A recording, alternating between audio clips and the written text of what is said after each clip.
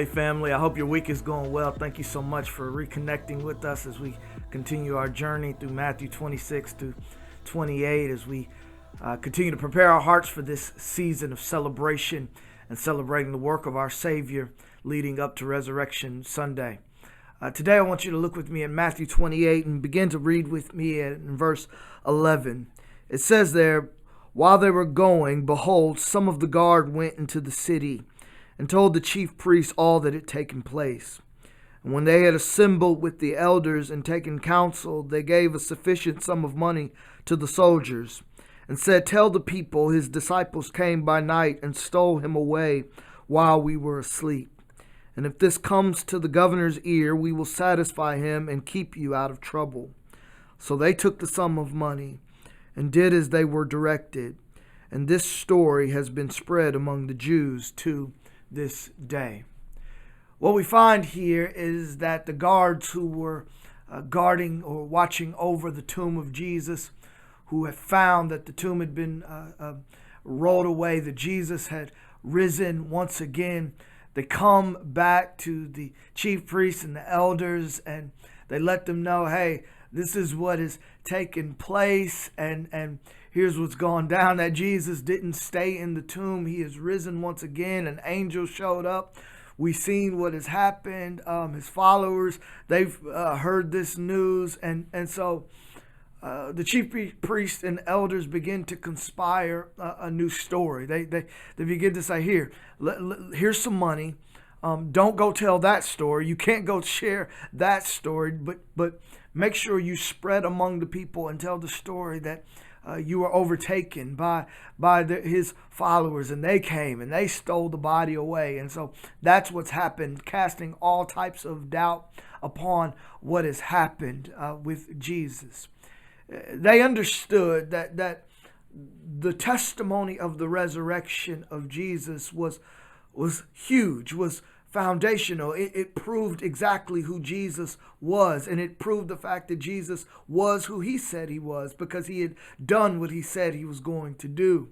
And they knew the power of this testimony. They knew the power of this story. And so they began to try to suppress that truth and try to make a new story up. And Matthew records that in his time even, that this was the same prominent message that had gone through the Jewish people that caused them probably not to believe, because they began to just have this sort of fictional story that, hey, you know what, his disciples came and took the body, which was very unlikely, but that's the story that they pushed out. What's amazing about this is that understanding the power of this testimony, they attempt to steal that testimony away so that it wouldn't have as much power as it should. But this would end up painting the disciples as radicals, probably crazy in their head, even though they were emboldened to preach the message of the gospel based upon the resurrection. It attempted to really thwart the mission of God and the power of this testimony and message. And I can't help but to think that when we've been converted, when we've been changed, when we have gone from the darkness into the light, when things have just changed in our hearts, oftentimes things will come around us, maybe even people and friends will come around us who will attempt to sort of rewrite our story or steal our testimony or steal the power of the message of what God has done in our lives. And the encouraging aspect of this is although they may throw some water on the fire just a little bit, they can't thwart the message of God and the conversion of God in our life and the power of the testimony of God. Just like these chief priests and elders could not thwart the message of God, even though they tried to destroy it for a moment. The powerful message of the resurrection of Jesus and the transformation that is brought about through faith in him, that powerful message of good news has impacted and transformed so many. And our stories of how that message has transformed us can still be powerful to others even to today.